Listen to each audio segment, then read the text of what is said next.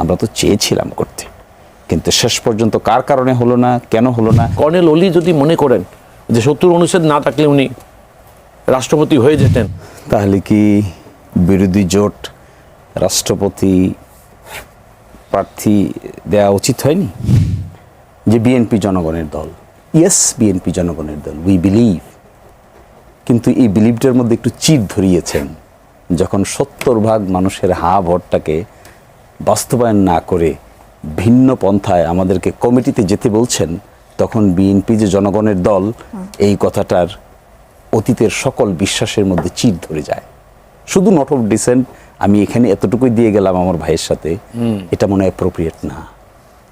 51% মানুষ আপনাদের লোক, আপনারা বলছেন ভোট দিয়েছে, তো আপনাদের লোক যারা ভোট দিয়েছে তাদের কথা মানার মোরাল অব্লিগেশন আপনাদের আছে না?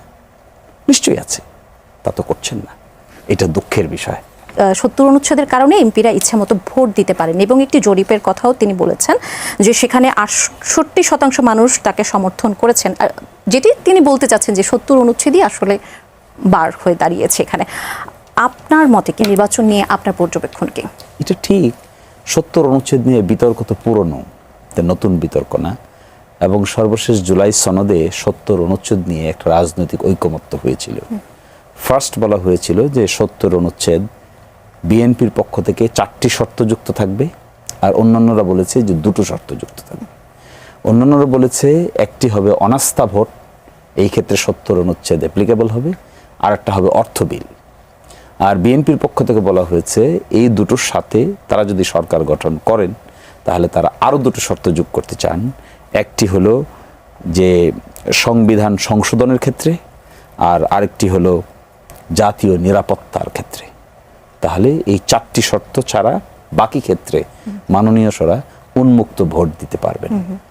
তো এখনো পর্যন্ত তো সেই সংশোধনী আসে নাই কিংবা সংস্কার হয় নাই, না হওয়ার কারণে অতীতের সাংবিধানিক সিস্টেম মেনটেন করেই 70 অনুচ্ছেদের বাধা হলো যদি কোনো পার্টি থেকে মনোনীত হয়ে সংসদ সদস্য হন তাহলে আপনি সেই দলের সিদ্ধান্তের বিরুদ্ধে ভোট দিতে পারবেন না, কিংবা যদি পদত্যাগ করেন তাহলে দল থেকে যদি পদত্যাগ করেন তাহলেও আপনার সদস্যপদ থাকবে না, ভোটও যদি দেন তখনও আপনার সদস্যপদ থাকবে না। তো এটির যে সংশোধনের প্রয়োজনীয়তা আছে এটি কিন্তু জাতীয়ভাবে অলমোস্ট একমত সকলেই। So this is a good sign. আজকেও দেখলাম মাননীয় স্বরাষ্ট্রমন্ত্রী এই কথা বলেছেন যে আগামীর নির্বাচন হবে 70 অনুচ্ছেদ সংশোধনের পরে। তাহলে কি সেই সংশোধন? সেই সংশোধন হলো বিএনপির ভাষায় এই 4টা ক্ষেত্র ছাড়া বাকি ক্ষেত্রগুলোতে একজন রাষ্ট্রপতির ভোটেই বলেন কিংবা একটা বিলেই হানা ভোট দিতে বলেন, স্বাধীনভাবে ভোট দিতে পারবেন। সেই 4টার মধ্যে একটা হলো সংবিধান সংশোধন, আরেকটা হলো অনাস্থা ভোট, আরেকটা হলো জাতীয় নিরাপত্তা, আর সর্বশেষটা হলো অর্থ বিল। এই 4 ক্ষেত্রে দল যেদিকে ভোট দেবে সেদিকেই দিতে হবে, আর না হয় সদস্যপদ থাকবে না। এছাড়া বাকি সকল ক্ষেত্রে উন্মুক্ত থাকবেন। এই বিধানটা ইন্ট্রোডিউস হলে আজকে একজন প্রতিদ্বন্দ্বী যেভাবে বলেছেন সেটা হতে বাস্তবে রূপান্তরিত হবে। আরেকটা কথা কিন্তু ওখানে আলোচনা হয়েছিল যে প্রাইম মিনিস্টার এবং প্রধানমন্ত্রীর যে ক্ষমতা এখন এটি কিন্তু ভারসাম্যহীন। মাননীয় প্রধানমন্ত্রীর যে ক্ষমতা আর মহামান্য রাষ্ট্রপতির ক্ষমতা বেসিক্যালি 2টো থাকে। একটা হলো মাননীয় প্রধানমন্ত্রীকে অ্যাপয়েন্টমেন্ট দিতে পারেন উইদাউট এনি অ্যাডভাইস, আর একটা হলো মাননীয় প্রধান বিচারপতিকে তিনি অ্যাপয়েন্টমেন্ট করতে পারেন উইদাউট অ্যাডভাইস। এছাড়া বাকি সব ক্ষেত্রেই মাননীয় প্রধানমন্ত্রীর অ্যাডভাইস ছাড়া তিনি কোনো কাজ করতে পারেন না। তখনই প্রশ্ন আসছিল যে ক্ষমতার কিন্তু ভারসাম্য আনা প্রয়োজন আছে। তার মধ্যে উল্লেখযোগ্য বিষয় ছিল কি, এগুলো হয়তো এখন আলোচনার বিষয়, মুখরোচক আলোচনার বিষয়।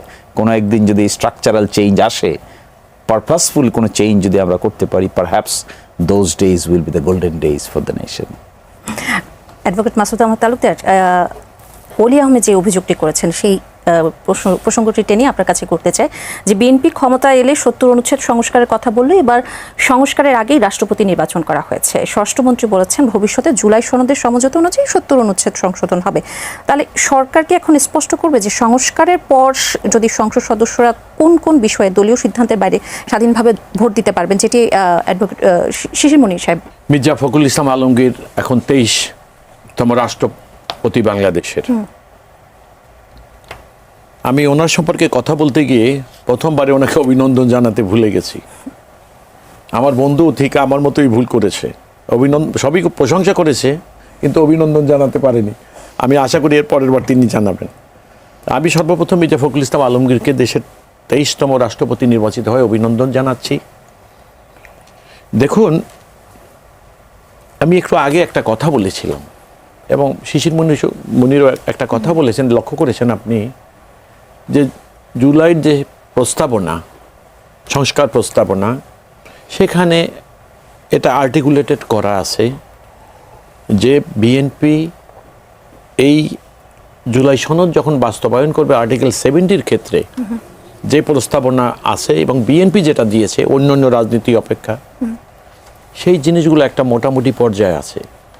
সংবিধান যখন সংশোধন হবে এবং এটা বিল আকারে যখন সংসদে আসবে, আলাপ আলোচনা করে এটাকে আরও রেশনাল করা বা এটাকে আরও সংযোজন বা বিয়োজন অথবা এটা আরও উদারভাবে উপস্থাপন করা, সেটাই সেই সময়ের ব্যাপার হবে। তো এটা নিশ্চিত আপনি দেখেন বিএনপি যখন টাইম অ্যান্ড অ্যাগেইন বলে যাচ্ছে যে জুলাই সনদের যে সকল প্রস্তাবনায় আমরা সমর্থন করে স্বাক্ষর করেছি, দক্ষিণ প্লাজায় যে স্বাক্ষর করে যেটাকে আমরা স্বীকার করে নিয়েছি, সেখান থেকে বিএনপি সরবে না, তাহলে নিরাশ হওয়ার কোনো কারণ নেই, কারণ আমরা আশাবাদী হতে পারছি। সেই কারণে এই মুহূর্তে 70 অনুচ্ছেদ নিয়ে যদি কথা বলে, তাহলে যেটা শিশির মণি বলছে এবং আমিও তার সঙ্গে একমত, 70-এর সীমাবদ্ধতার বাইরে এই মুহূর্তে কোনো সম্মানিত সংসদ সদস্যের যাওয়ার কোনো সুযোগ ছিল না। এখন ওই কর্নেল ওলি সাহেবের গল্পটা, মানে উনি যেটা বলেছেন সেইটা আমার কাছে মনে হয়েছে কি এটা ছোট গল্পটা হলো এই যে প্রতিবেশী 2টা পরিবার, এদের মধ্যে মারামারি হয়েছে। এক পরিবারে 4 জন লোক, আর এক পরিবারে 3 জন। তো যারা 4 জন তারা সংখ্যাগরিষ্ঠ হয়, 3 জন আলাদাকে মানে পিটিয়ে মোটামুটি আহত করে ফেলছে। তো এখন এক ভাইয়ের ছেলে এসে যখন দেখলো যে তার বাপ চাচারা আহত হয়েছে, তখন ছোট ছেলে বাপ চাচাকে সান্ত্বনা দিচ্ছে যে এই আমার ফুপুর যদি গোপ থাকতো তাহলে আমার বাবারও আজকে 4 ভাই হইতো, অর্থাৎ তাইলে ওর ধারণা যে আর মাই খাইতো না। তো কর্নেল ওলি সাহেবের বক্তব্য আমার কাছে ওই রকম মনে হয়েছে যে আজকে সংসদে বিরোধী দলের প্রার্থী হয়েছেন তিনি, বিরোধী দলের ভোটের শক্তি কতটুকু এটাও উনি জানেন।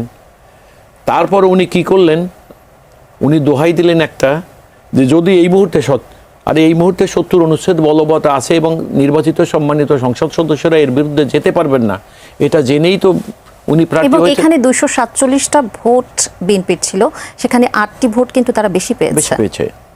এবং 8টি ভোট আপনি দেখেছেন তারা কারা, তারা নিরপেক্ষ যারা ছিলেন, তারা অর্থাৎ স্বতন্ত্র যারা ছিলেন, এবং আরো 2টা যারা জামাতের জোটের বাইরে শরিক দলের যারা ছিলেন। তো সুতরাং এখানে এটা খুব যুক্তিসঙ্গত।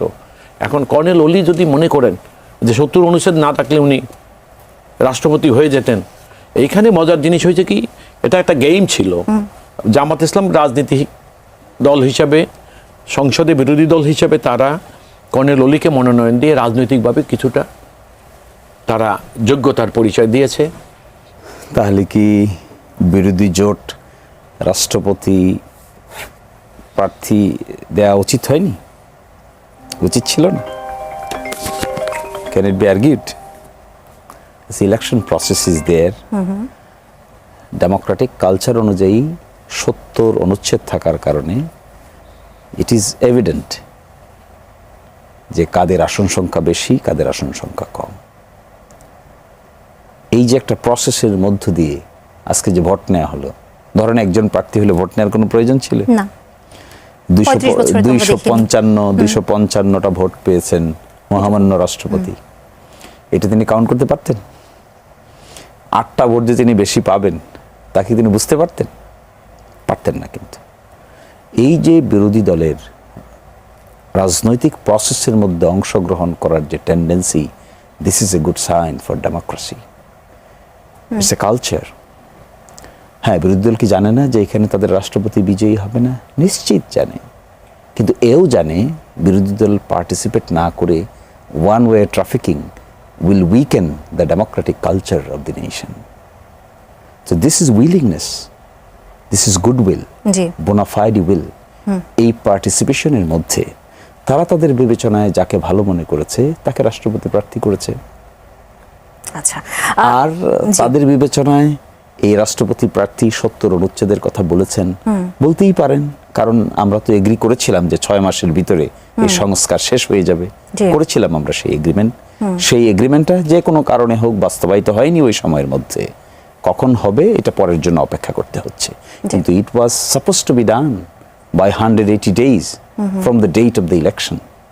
এবং 12ই অগস্ট সেই 6 মাস পার হয়ে গেছে, জি। 12ই ফেব্রুয়ারি থেকে। জি। সুতরাং one can easily legitimately raise this question যে we were in agreement to conclude the process within 180 days of the election, but we could not do. That is the reality, but we were suppose to do. আমরা তো চেয়েছিলাম করতে, কিন্তু শেষ পর্যন্ত কার কারণে হলো না, কেন হলো না, এই দোষারোপের কথা বলতে আমি এখানে আসি নাই। But the fact is it did not happen. আচ্ছা, সংসদে সংবিধান সংশোধনী কমিটি করা হয়েছে, সেখানে বিরোধী দলের পক্ষ থেকে কাউকে দেওয়া হয়নি। সেই কমিটির কর্মকাণ্ড বা পরবর্তীতে জুলাই সনদ সংশোধনের যে ভূমিকা, সেটি নিয়ে আপনার ব্যাখ্যা কি? দেখেন, আমি মনে করি আমার ভাই তার উত্তর দিবেন, আমি কোনো অযাচিত বিতর্ক ডেভেলপ করতে চাই না, কিন্তু আমি মনে করি it could have been the best scenario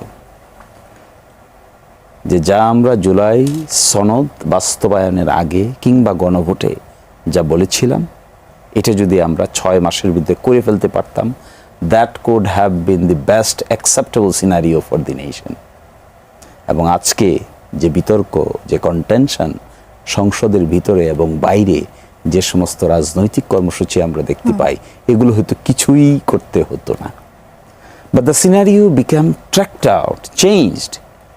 যেদিন বিএনপি led majority party সংবিধান সংস্কারের যে শপথ সেটি নিতে তারা ডিক্লাইন করেছেন। তারা বলেছেন যে this is not in accordance with the constitution, that's why we are not taking the oath. বিতর্কটা শুরু হয়েছে সেই দিন, এর আগ পর্যন্ত তো কোনো বিতর্ক ছিল না। ইলেকশনে, গণভোটে সবাই একমত হয়ে অংশগ্রহণ করেছে। There was no, অথচ যে সমঝোতার ভিত্তিতে নির্বাচনে অংশগ্রহণ করা হয়েছিল সেখানে দুটো কথাই ছিল। তাহলে একটি থেকে ডেভিয়েশন হলো, ডেভিয়েশন বলতে মিসট্রাস্ট হলো, নানান কথা আসতে থাকলো, পক্ষে বিপক্ষে, সঠিক বেঠিক কি আলোচনা হয়েছিল, আস্তে আস্তে আগ্নেয়গিরির অগ্ন্যুৎপাতের মতো গরম হতে থাকলো। আবার বিরোধী দলের পক্ষ থেকে একটা কনস্ট্রাকটিভ রোলও প্লে করা হচ্ছে, ন্যাশনাল ক্রাইসিসে একসাথে কমিটিতে অংশগ্রহণ করা হচ্ছে, রাষ্ট্রপতি নির্বাচনের মতো দেওয়া হচ্ছে, কথাবার্তা হচ্ছে, পার্লামেন্টের ভিতরে ঐক্যের ডাক দেওয়া হচ্ছে, পার্লামেন্টের ভিতরে কয়েকটি বিষয়ে ঐক্যমত পোষণ করার কথা বলা হচ্ছে। সেখানে কি আমরা এখানে ঐক্য দেখব সামনে, এমন প্রত্যাশা তো করতে পারি? এইখানে আমি মনে করি একটু ডিফিকাল্ট সিচুয়েশন। কেন বলেন? আমাকে 30 সেকেন্ড সময় বাড়িয়ে দেন। ডিফিকাল্ট সিচুয়েশন এই অর্থে, এখন বিরোধী দল যদি মনে করে যে তারা গণভোটের যে রেজাল্টটা, এই রেজাল্টটাকে তারা অবে না করে সরকারের আহ্বানে সাড়া দিবে, তাহলে তাদেরকে গণভোটকে ডিফাই করতে হয়। আবার সরকার যদি মনে করে যে গণভোটের পোড়াটাই তারা মেনে নিবে, তখন তারা বলছেন আমাদের কিছু কিছু ক্ষেত্রে দ্বিমত আছে। তাহলে তো এখানে একটা কন্টেনশন বিল্ড আপ হয়েছে। এখন বিরোধী দল যদি এখানে অন্ধকার হয়ে আগামীকালকেই ধরেন 4 জন বা 5 জনের জন্য নাম রেখেছেন, এখনো 17 সদস্যের মধ্যে 12 সদস্য ঘোষণা করেছেন আর 5 জনের জন্য অপেক্ষা করছেন, ধরেন আগামীকালকে দিল। তা আগামীকালকে দিলে গণভোটের পরে যে তরিকায় সংবিধান সংস্কার করার রোডম্যাপ ঘোষণা হয়েছিল সেখান থেকে তাদেরকে সরতে হবে, না সরে তো নামটা দিতে পারবে না। এখন যদি নাম দেয় তাহলে কিসের সদস্য হবেন তারা? সংবিধান সংশোধন বিশেষ কমিটির সদস্য হবেন। আর তাদের হওয়ার কথা ছিল কি? তাদের হওয়ার কথা ছিল সংবিধান সংস্কার পরিষদের সদস্য হবেন। তাহলে গণভোটের ওই পার্টটুকুকে ডিনাই করতে হচ্ছে। This is what is difficult.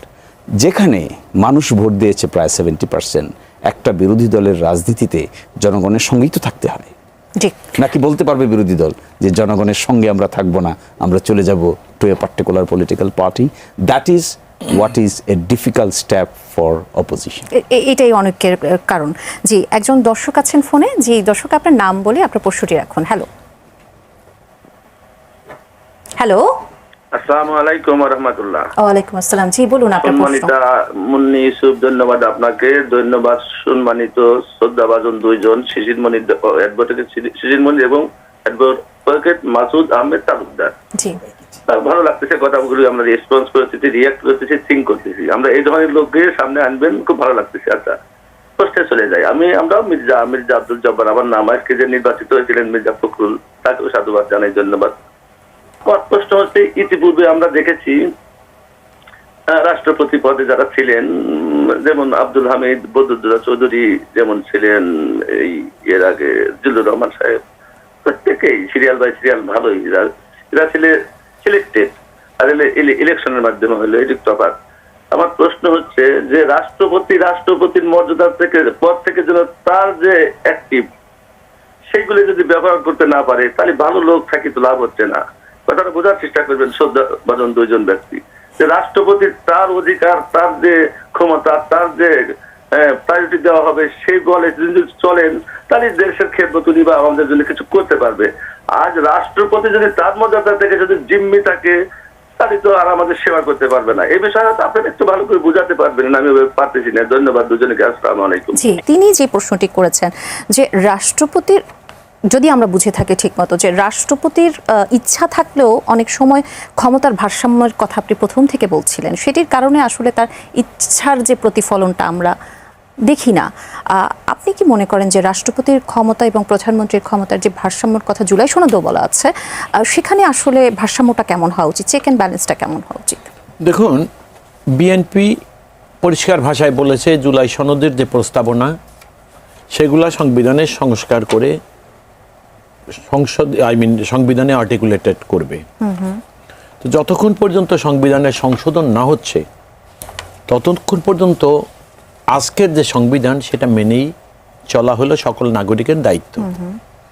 আর মহামান্য রাষ্ট্রপতির পদ যেহেতু সাংবিধানিক পদ, তাহলে সংবিধানকে সবচেয়ে বেশি মানার দায়িত্বও কিন্তু মহামান্য রাষ্ট্রপতির অন্যান্য নাগরিকের চাইতে, জনগণের চাইতে বেশি। অর্থাৎ ইচ্ছা করলেই সংবিধানের বাইরে ওনার বিচারণ করা। এবং আপনি এই জন্যই দেখবেন যে মহামান্য রাষ্ট্রপতিকে সবসময় লিখিত বক্তব্য দিতে হয়। এর কারণটা হলো, তাকে কনফাইন করা যেভাবে আছে সংবিধানে, অর্থাৎ সংবিধানের রক্ষক তিনি, সরি আমি রক্ষক বলছি না, সংবিধানের মানে কি বলবো, কর্তা ব্যক্তি তিনি। সেই জন্য এই সংবিধান কোনোরকম ব্যত্যয় ঘটে, কোনো ব্যতিক্রম না হয়, মহামান্য রাষ্ট্রপতিকে নিজেকেই সেইটার দিকে অনেক খেয়াল রাখতে হয়। যেই মির্জা আব্দুল জব্বার প্রশ্ন করেছেন, মির্জা সাহেবের তো আজকে খুশিতে এই প্রশ্ন করার কথা ছিল না, কারণ আজকে মির্জা সাহেবরা দেশের রাষ্ট্রপতি। সুতরাং, এবং এটা নিশ্চিত জুলাই সংস্কার প্রস্তাব বিএনপি যেহেতু বারবার বলছে যে আমরা এটা করবই, সে কারণে আমাদের ওই যুক্তিসঙ্গত সময়ের জন্য অপেক্ষা করতে হবে। বিশেষ করে মির্জা আব্দুল জব্বার যিনি বলেছেন, আসলে রাজনীতিবিদ থেকে যখন রাষ্ট্রপতি হয়, তখন আসলে চাওয়া পাওয়াগুলো অনেক বেশি থাকে, কারণ রাজনীতিবিদ যারা থাকেন তারা মানুষের পালসটি খুব ভালোভাবে বুঝে। সেক্ষেত্রে রাষ্ট্রপতি হিসেবে মির্জা ফখরুল ইসলাম আলমগীর সেই পালসটি কতটুকু ধরে রাখতে পারবেন বা তার ক্ষমতার প্রয়োগ করতে পারবেন, সেখানেই আসলে প্রশ্নটি তিনি করেছেন। ব্যাপারটা হলো আসলে জনগণের প্রত্যাশা সরকারের উপরে, রাষ্ট্রপতির উপরে নয়। তারা সাংবিধানিক প্রধান হিসেবে দেশের রাষ্ট্রপতিকে মনে করে যে সরকার যেমন, এই অভিজ্ঞতাটা মানুষের এবং এই প্রত্যাশাটা মানুষের মধ্যে এত বেশি কেন, এটার মূল কারণটা ছিল মানুষ সমূহ সময়কালে যে অভিজ্ঞতা অতিক্রম করে এখানে উপনীত, সেই সময় দেখা গেছে রাষ্ট্র ক্ষমতায় যারা ছিলেন অনির্বাচিত সরকার, যেই কারণে অনির্বাচিত সরকার এবং তাদের দ্বারা আবার নির্বাচিত রাষ্ট্রপতি, দুইটাই মোটামুটি অনির্বাচিত। কারণ যেই সম্মানিত সংসদ সদস্যরা রাষ্ট্রপতি নির্বাচন করে, তারা যেহেতু অনির্বাচিত ছিলেন, সেই কারণে তাদের ওই অনির্বাচিত রাষ্ট্রপতির দ্বারা নির্বাচিত সংসদ সদস্য অনির্বাচিত রাষ্ট্রপতি ছিলেন। এটা ছিল প্রবলেম। কিন্তু এখনকার প্রেক্ষিত হলো ভিন্ন।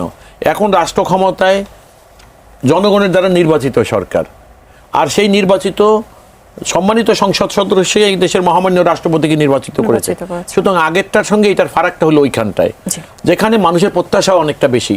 আপনাকে আমি আরেকটা কথা একটু এইভাবে বলে নেই, আমার বন্ধু শিশির মনির মতো এত পণ্ডিত মানুষ, তার এই কথাটাকে এভাবে উপস্থাপন করাটাই আমার কাছে গ্রহণযোগ্য মনে হচ্ছে না, এই কারণে যে জুলাই প্রস্তাবনা বিলম্ব হলেও এখন পর্যন্ত এটা আইনের কোনো মর্যাদা অর্জন করে নাই। এটা এখন পর্যন্ত কেবলমাত্র প্রস্তাবনা।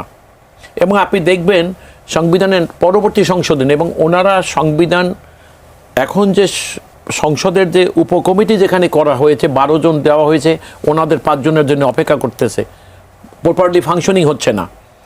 এটার অর্থটা কোনখানে দাঁড়ায়, যে যেই প্রস্তাবনাগুলো ছিল এবং পার্টির দেখবেন তাদের নির্বাচনের ইশতেহারে দেওয়ার পরে, এবং ওই প্রস্তাবনায়ও বলা আছে যে নির্বাচনে ইশতেহারে দেওয়ার পর, এই কথাটাও আপনাদের মনে রাখতে হবে। আর আমি বরাবরই বলেছি গণভোটের কোনো প্রয়োজন ছিল না। এই গণভোটেরটা, এই বার্ডেনটা কেন রাজনীতিবিদদের উপরে চাপানো হলো? কিন্তু গণভোটের হ্যার পক্ষে তো আপনার উপর হ্যাঁ পক্ষে আমরা এটা দিতে শোনেন, ওই যে ব্যাপার হয়েছে, একটা কথা ছিল যে নদীর মধ্যে আল্লাহ আমারে ভয় দেখাইছে, আমি এর লোভ দেখাইছি। এর অর্থটা ছিল এইরকম, একটা অনির্বাচিত সরকার রাষ্ট্র ক্ষমতায় বসে তখন নানা রকম কেরিকেচার করছিল, যেই জনগণের দীর্ঘদিনের প্রত্যাশা ছিল, আন্দোলন করে আসছে তারা, নির্বাচিত সরকার হবে জনগণের। তো একটা অনির্বাচিত সরকার যাওয়ার পর আবার একটা অনির্বাচিত সরকার আসলো, এবং সেই সরকারের মধ্যে যে ডিফেস্টেড ছিল, সরকারের মধ্যকার সরকার, তারা চেয়েছিলেন নানা রকম বাহানা করে তারা মানে প্রলং করতে পারে কিনা, তাদের দীর্ঘ করতে পারে কিনা সময়কাল রাষ্ট্র ক্ষমতায়। যেই কারণে রাজনীতিবিদরা তো আর ওই যে কি বলে চীনাবাদাম খেয়ে শুধু রাষ্ট্রপতি হন নাই, তারা বুঝেন। আর সবচেয়ে বড় ব্যাপার হলো অরাজনৈতিক লোকরা অনির্বাচিত সরকারে ছিলেন, তাদের সঙ্গে নির্বাচিত সরকার মানে রাজনৈতিক সরকারের একটা বা রাজনৈতিক দলের একটা চিরশত্রুতা আছে। আমি শেষ করে দিচ্ছি আপনাকে। সে কারণে তারা মনে করেন যে রাষ্ট্রের জন্য আমরা অনির্বাচিত যারা, অর্থাৎ যাদের নাম সুশীল, তারা মনে করে দেশের ভালোর জন্য আমার রাজনীতিবিদদের অপেক্ষা আমরা বেশি যোগ্য। তো যে কারণে যখন দেখলেন যে তারা রাজনীতিবিদদের সঙ্গে মানে চিপ গেম খেলা শুরু করেছেন, তখন রাজনীতিবিদরাও তাদের সঙ্গে গেম খেলেছে। আচ্ছা, আমি এইভাবে না, আমার কথাটা এইভাবে শেষ করতে, তো বিষয়টা হলো এই যে বিএনপি রেফারেন্ডামের কথা বলেছে, এবং তাদের যেই জুলাই সনদের প্রস্তাবনায় স্বাক্ষর করে আসছে, সেই জিনিসগুলোকে তারা বলেছে যে আমরা কোনোভাবে এখান থেকে আমরা সরে যাব না। যেখানে আমরা যেহেতু আমরা সরে যাব না, সে কারণেই কিন্তু আজকে এই যে সংসদীয় উপকমিটি এবং ওইগুলোরই কিন্তু পরীক্ষা। আপনি দেখেন একটা জিনিস যেটা বলছে আমার বন্ধুদের রাজনৈতিক দল, আমি এইভাবে কথাটা হলো এরকম যে তারা দেখেন রাজনৈতিক ময়দানে এখন কি বলছে যে যে কি বলে গুম কমিশন গুম হয়ে গেছে, অথচ আপনি দেখেন সেটা নিয়ে কত আরো উদার আইন করার জন্য ইতিমধ্যে কিন্তু এই বিষয়টা। সেই কারণে আমি বলছিলাম যে যারা আপনি যদি নিজের দায়িত্বকে উপেক্ষা করার জন্য খোরা যুক্তি দেন, আপনার যুক্তি কতটা শক্তিশালী সেটাও কিন্তু মানুষ বিচার বিশ্লেষণ করছে। ধন্যবাদ। আমি অ্যাডভোকেট শিশুমণি আপনার কাছে আসি যে জুলাই সনদে বিএনপির নোট অফ ডিসেন্ট রয়েছে। এখন বিএনপি বলছে ভিন্ন মতের বিষয়গুলোতে তারা নিজেদের নির্বাচনী ম্যান্ডেটই বাস্তবায়ন করবে। জুলাই সনদকে যদি আমরা জাতীয় ঐক্যমত্যের দলিল ধরি, তবে নিজস্ব ইশতেহার ও সনদের যৌথ বাস্তবায়নের আইনি সূত্রটি আসলে কেমন হতে পারে? তার আগে আমি একটা কথা বলি। আপনি একটা প্রশ্ন করেছিলেন না যে জুলাই সনদ অনুযায়ী মাননীয় প্রধানমন্ত্রী এবং মহামান্য রাষ্ট্রপতির ব্যালেন্সটা কিভাবে আনা একদম চেক এন্ড ব্যালেন্সটা কিভাবে হবে? নরমালি দুটো কাজ তিনি পারেন, মাননীয় প্রধান বিচারপতি নিয়োগ দেবেন, মাননীয় প্রধানমন্ত্রী নিয়োগ দেবেন। এর বাইরে জুলাই সনদের 11 নম্বর দফায় বলা হয়েছিল যে আরও কিছু বিষয় মাননীয় প্রধানমন্ত্রীর সঙ্গে পরামর্শ করা ছাড়াই তিনি করতে পারবেন। তার মধ্যে একটা ছিল জাতীয় মানবাধিকার কমিশনের চেয়ারম্যান এবং সদস্যগণ, আর একটা ছিল তথ্য কমিশনার ও কমিশনারগণ, বাংলাদেশ প্রেস কাউন্সিলের চেয়ারম্যান সদস্যগণ, আইন কমিশনের চেয়ারম্যান সদস্যগণ এবং বাংলাদেশ ব্যাংকের গভর্নর, বাংলাদেশ এনার্জি রেগুলেটরি কমিশনের চেয়ারম্যানগণ। এই বিষয়গুলো মহামান্য রাষ্ট্রপতি মাননীয় প্রধানমন্ত্রীর পরামর্শ ছাড়াই করতে পারবেন। এই দুটোর বাইরেও আরও 5টা ব্যালেন্স আনার জন্য ক্ষমতাটাকে একটু বিকেন্দ্রীকরণ করার চেষ্টা করা হয়েছিল। যাই হোক, এখনো হয়নি, দেখা যাবে তারা করেন কিনা। আমার ভাই আর একটা কথা বলেছেন যে কমিটিতে আমরা যাই নাই, আমরা মনে করছি যে জুলাই সনদের প্রস্তাবনার খেলাপ। না, আসলে এটা না। আমরা সুনির্দিষ্টভাবে মনে করছি গণভোটে যে 70% মানুষ ভোট দিয়েছে, এটা কে বিএনপির লোক ছিল কে বিএনপির লোক ছিল না, এটি ম্যাটেরিয়াল। জনগণ দিয়েছে vote.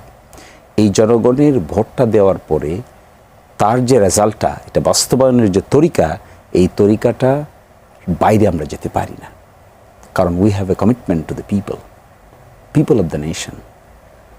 A political party cannot deviate its commitment from the people. বিরোধী দল বলেন, সরকারি দল বলেন, শেষ পর্যন্ত কথাটা কি? For the people, of the people and by the people.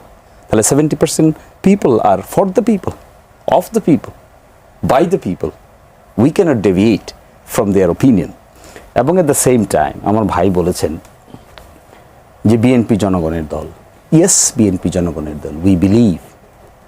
কিন্তু এই বিলিভটার মধ্যে একটু চির ধরিয়েছেন যখন 70% মানুষের ভোটটাকে বাস্তবায়ন না করে ভিন্ন পন্থায় আমাদেরকে কমিটিতে যেতে বলছেন, তখন বিএনপি যে জনগণের দল এই কথাটার অতীতের সকল বিশ্বাসের মধ্যে চির ধরে যায়। শুধু নট অফ ডিসেন্ট আমি এখানে এতটুকুই দিয়ে গেলাম আমার ভাইয়ের সাথে, এটা মনে হয় অ্যাপ্রোপ্রিয়েট না। 51 ভাগ মানুষ আপনাদের লোক, আপনারা বলছেন ভোট দিয়েছে, তো আপনাদের লোক যারা ভোট দিয়েছে তাদের কথা মানার মোরাল অব্লিগেশন আপনাদের আছে না? নিশ্চয়ই আছে, তা তো করছেন না, এটা দুঃখের বিষয়। জি। আর একটা প্রশ্ন আপনি মাঝখানে করেছেন যে গুম কমিশনের কথা। জি, গুম অবশ্যই কমিশন। গুম কমিশন, দেখেন, সেই গুম প্রশ্নেও আসতে কমিশনে চাচ্ছি। আমার ভাই বলেছেন যে আরো উন্নততর আইন তারা এনেছেন। দুটো ড্রাফট মন্ত্রী পরিষদে অনুমোদিত হয়েছে, একটি মানবাধিকার কমিশন আইন আর একটা গুম প্রতিকার ও প্রতিরোধ আইন।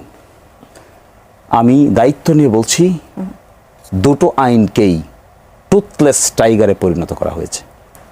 এই যে টুথলেস টাইগার আপনারা করছেন, গুম করে কে? আইন শৃঙ্খলা বাহিনী। গুম করেছে কে অতীতে এই দেশে? ডিজিএফআই করেছে কে? র্যাব করেছে কে? পুলিশের লোকেরা, আইন শৃঙ্খলা বাহিনীর লোকেরা। সেখানে আপনারা অতীতের এই আইনটাকে, মানবাধিকার কমিশনের দায়িত্ব ছিল এই তদন্ত করার, কিন্তু সেখান থেকে কেড়ে নিয়ে এসে এখন দায়িত্ব দেওয়া হয়েছে আমাকে অর্ডিনারি থানায় গিয়ে মামলা করতে হবে। থানায় মামলা না নিলে আমাকে ম্যাজিস্ট্রেটের কাছে গিয়ে মামলা করতে হবে। তদন্তকারী কর্মকর্তা হবেন পুলিশ। আচ্ছা বলেন তো, এটা তো অনেকটা শেয়ালের কাছে মুরগি বাগি দেওয়ার মতো। যার বিরুদ্ধে আমার অভিযোগ, আপনি তাকেই আমার তদন্তকারী কর্মকর্তা দিচ্ছেন, এটি ইন্টারন্যাশনালি অ্যাকসেপ্টেড নয়। This is not the purpose of enforce disappearance law, it is a world wide accepted standard, we must follow the standard. এটা আমি ভিমেন্টলি ক্রিটিসাইজ করি, always I will be criticising the draft prepared by the government is far below the standard of earlier law, it should not be. এবং মানবাধিকার কমিশনের আইনটাতে কি করেছেন জানেন? আইন শৃঙ্খলা বাহিনীর মানবাধিকার লঙ্ঘন তদন্ত করতে গেলে একটা ভিন্ন পারমিশনের প্রয়োজন হবে। ওয়াই? আগে ছিল মানবাধিকার কমিশন করবে without any permission, without any report. এখন আগে একটা রিপোর্ট চাইতে হবে, বাহিনীর প্রধানের কাছে রিপোর্ট চাইতে হবে, বাহিনীর প্রধান রিপোর্ট দিলে তারপরে হবে। আমি মনে করি these are flagrant violation of the standard we set in the July charter as well as the international standard. এই যে জুলাই সনদের প্রস্তাবনা আমার ভাই কতক্ষণ পরপরই বের করছে, পড়ছে আর আমাদেরকে জ্ঞান দিচ্ছে। এখানে দেখেন লেখাটা কি, এই সকল প্রস্তাবনার মূল কথাটাই লেখা হলো সংবিধান সংশোধনের মাধ্যমে। আপনি সংবিধান সংশোধন করবেন, এই সংবিধান সংশোধনের মাধ্যমে এই সংস্কার বাস্তবায়ন করবেন, সেটাই জুলাই সনদের লেখা। আপনি কি করলেন? একটা বাহানা করলেন এইখানে, যেটা এখন পর্যন্ত আইনের মর্যাদা লাভ করলেন না, আপনি সেখানে গিয়ে বোধ করলেন, বাহাদুরি করলেন, মানে ডাবল এল দিয়ে পিলার লিখলেন, আপনারা গেলেন। সেটা আপনাদের ইস্তেহারে ছিল যে আপনারা সংসদ সদস্য নির্বাচিত হওয়ার পর আপনারা গিয়ে আবার ওই জুলাই সনদ অনুসারে ওত পড়বেন। আপনারা তো ভায়োলেট করেছেন। অপকর্মের বাস্তবায়নের প্রতিষ্ঠানে রূপ না লাভ করে, সেই কারণেই তো পুলিশ বাহিনীকে সংস্কারের প্রস্তাব আসছে। তাহলে পুলিশ বাহিনীর যে সীমাবদ্ধতা আছে সেটা যখন সংস্কার হবে, তখন আপনি পুলিশকে, আর সবচেয়ে বড় কথা হলো তদন্ত করার।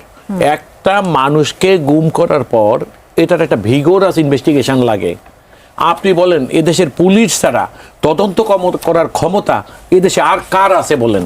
হ্যাঁ, আমরা মাঝে মাঝে দেখছি আইনের ব্যতিক্রম করে র্যাবকেও কিছু কিছু ক্ষেত্রে তদন্ত দেওয়া হয়েছে। স্বাধীন কোনো কমিশন গঠন করা যায়? আপনি স্বাধীন কমিশন মানে কি? স্বাধীন কমিশন তো পার্টিকুলার কোনো জিনিসকে একটা ওয়াইডার সংস্থাকে তৈরি করা যেত। আপনি কিভাবে করবেন সেটা? সেরকম প্রস্তাব জুলাই সনদে নাই তো। জুলাই সনদ বলে নাই যে আমরা পুলিশের বাহিনীর মতো আরেকটা নিরপেক্ষ বাহিনী করব, এটা তো বলা নাই সেখানে। তারা বলা আছে যে এই সকল প্রতিষ্ঠান আছে সেগুলোকে রেখে সংস্কার করে জনগণের গ্রহণযোগ্য, জনগণ যাতে, আমি আপনাকে এইভাবে কথাটা বলি, তারপরে কি হলো দেখেন, সেই জন্য তদন্ত করার। আর আপনি ওই এনসিপি আর টিআইবি যে কথাটা আপনি বলেছেন না, পুলিশ কমিশন আইন, এরা এই এনসিপি টিআইবি যেটা বলেছে, ব্যাপার হয়েছে কি, মাঠে ময়দানে কোনো কিছুর বিরোধিতা করা যত সহজ, ওই জিনিসকে গঠনমূলকভাবে চিন্তা করে ওতে ওই বিষয় কন্ট্রিবিউট করে মানুষের কাছে গ্রহণযোগ্য করে উপস্থাপন করা অনেক কঠিন ব্যাপার। সস্তা রাজনীতি আমি তো এই জন্য চাচ্ছি যে শিশিরমণির খুব কাছাকাছি সময়ের মধ্যে সংসদে যাক। আমি জানি যে শিশিরমণির গেলে অনেক লাভ হবে। তো বিষয়টা হলো কোনখানটায়, আপনি আমি শেষ করে দিচ্ছি 1-2-5-10 সেকেন্ডের মধ্যে। সেটা হলো আপনি যে কথাই বলেন না কেন, আপনাদের ব্যাপারে যে শুধু বিরোধিতার জন্য বিরোধিতা করলে চলবে না, চৈতন্যের উদয় হতে হবে। জি। আমরা না, যেটা আমরা সম্মতি চাই দিয়ে সরকার আসছি, সফল হোক। আমরা সফল হইতে শোনেন, আমি চাই না। আমরা আপনি চাই দেখেন, সরকার আপনি আজকে সফল হোক। দেখেন, শেষ। আপনি দেখেন, আমি অসংখ্য শুধু ধন্যবাদ। লাস্ট কথাটা বলে দিই। জি, বলুন। দেখেন, কথা বলার সঙ্গে কাজের ফারাক রাখা যাবে না। সুন্দর সুন্দর কথা বলা দিয়েই চিরা এখন আর ভিজবে না। আপনি জি, দেখেন আজকে ধন্যবাদ। সংসদ- এবং কৃতজ্ঞতা আজকে- না, না, না, চিরা। আজকে সংসদে মহামান্য নিয়ে আসবো। রাষ্ট্রপতি নির্বাচিত হলেন, ওনারা ভোটকে নিয়ে বাহাবা দিলেন না যে ভোটে পাস ফেল করার জন্য আমরা গণতন্ত্রের চর্চা করলাম। বাংলাদেশের 23তম মহামান্য রাষ্ট্রপতি নির্বাচিত হয়েছেন বর্ষিয়ান রাজনীতিবিদ মির্জা ফখরুল ইসলাম আলমগীর, এবং তিনি সজ্জন রাজনীতিবিদ হিসেবে সবার কাছেই তিনি গ্রহণযোগ্য। এবং মহামান্য রাষ্ট্রপতির পদটি আমরা জানি যে আলংকারিক অনেকেই বলেন, কিন্তু জাতীয় সংকটের ভূমিকা রাখা সহ এই পদটি হলো রাষ্ট্রের অভিভাবকের পদ এবং রাষ্ট্রের জাতীয় ঐক্য এবং আস্থারও প্রতীক। আপনি কি মনে করছেন মির্জা ফখরুল ইসলাম আলমগীর সেই প্রত্যাশার রাজনীতিতে কতটুকু পূরণ করতে পারবেন? দেখুন, মির্জা ফখরুল ইসলাম আলমগীর এমন একজন মানুষ যার গ্রহণযোগ্যতা তার নিজস্ব দল, বিরোধী দল তথা দেশের সকল মানুষের কাছে। এরকম পরিশীলিত একজন মানুষ, এত স্বল্পভাষী এবং খুব কি বলে এটাকে, এত অমায়িকভাবে কথা বলেন যে উনি ওই কাউকে কখনো, ওনার কথায় কেউ কখনো আহত হয়েছে আমি এটাও লক্ষ্য করেছি, উনি যখন মাঠে ময়দানে বিরোধী দলে থাকতেন এবং রাজনীতির ময়দানে বক্তৃতা দিতেন, তখনও ওনার ভাষায় আমরা লক্ষ্য করেছি বিরোধী দলের সমালোচনার মধ্যেও কোনো উগ্রতা লক্ষ্য করা যায়নি। এবং আমরা আমাদের প্রিভিলেজ কমিউনিকেশনে তখন দেখতাম যে ওই স্বৈরাচার সরকার যখন রাষ্ট্র ক্ষমতায়, তারাও প্রাইভেট কমিউনিকেশন বা প্রিভিলেজ কমিউনিকেশনে আমরা দেখতাম অনেক সময় ওনারা ওনাদের দলের নেতা অপেক্ষা মির্জা ফখরুল ইসলাম আলমগীরের প্রশংসা বেশি করতেন। যোগ্যতা, আচার আচরণের মাপকাঠিতে তারা মনে করতেন যে একটা রাজনৈতিক দলে এইরকম গুরুত্বপূর্ণ জায়গার নেতা মির্জা ফখরুল ইসলামের মতো মানুষেরই হওয়া উচিত। আপনি দেখবেন আজকের মাননীয় প্রধানমন্ত্রী, তিনি যখন দেশের বাইরে ছিলেন, তাকে জোর করে দেশের বাইরে পাঠিয়ে দেওয়া হয়। এই দলটি স্বৈরাচারের বিরুদ্ধে আন্দোলন করতে গিয়ে ম্যাডাম খালেদা জিয়াকে প্রহসনের মামলায় জেলে পাঠিয়ে দিল। আর মির্জা ফখরুল ইসলাম আলমগীর একা এই দলটাকে এখানে সংগঠিত রেখে নিরন্তরভাবে রাজনীতি করে গেলেন। তো এরকম একজন গ্রহণযোগ্য মানুষ, যার কোনো শত্রু নাই এবং যিনি কোনো মানুষকে বা মানুষের সঙ্গে কোনো উগ্র আচরণ করে বা কঠিন কথা বলে, এই সারা জীবনের রাজনীতিতে যে মানুষটি কাউকে আহত করে নাই, সেই মানুষটির প্রতি মানুষের আস্থা যেমন আছে, প্রত্যাশা থাকবে। এটা খুব স্বাভাবিক। কিন্তু মজার ব্যাপার হলো এই যে আমাদের সংবিধানের বর্তমানে স্ট্যাটাসটা আমাদের জানতে হবে। এই সংবিধান এখন যে পর্যায়ে, সে পর্যায়ে মহামান্য রাষ্ট্রপতির যে করণীয় কাজ, তার একটা সীমাবদ্ধতা টানা আছে। এবং মহামান্য রাষ্ট্রপতি হওয়ার কারণে এই সীমাবদ্ধতার বাইরে ইচ্ছা করলেই যেতে পারবেন না। এই সীমাবদ্ধতা নিয়ে নিশ্চয়ই আমরা বিস্তারিত আলোচনা করব। আমি একটা লাইন এইভাবে করে বলে দিচ্ছি যে, জি। তো সে কারণে তারপরও তিনি রাষ্ট্রের অভিভাবক। রাজনৈতিক দল থেকে নির্বাচিত হওয়ার পরেও রাষ্ট্রপতির আসনে বসে সকল দলের মানুষকে ওন করা এক সাংঘাতিক বিরল চরিত্র মিস্টার ফখরুল ইসলাম আলমগীর ধারণ করেন। সে কারণে মিস্টার ফখরুল ইসলাম আলমগীর তার কাছে কোনো মানুষ হতাশ হবে না। রাষ্ট্রের যেটা সর্বোচ্চ ব্যক্তি হিসেবে, রাষ্ট্রের অভিভাবক হিসেবে তার কাছে মানুষের যেটা আশা, তিনি সেই প্রত্যাশা পূরণে আন্তরিক হবেন, এতে আমার বিন্দুমাত্র কোনো সন্দেহ নেই।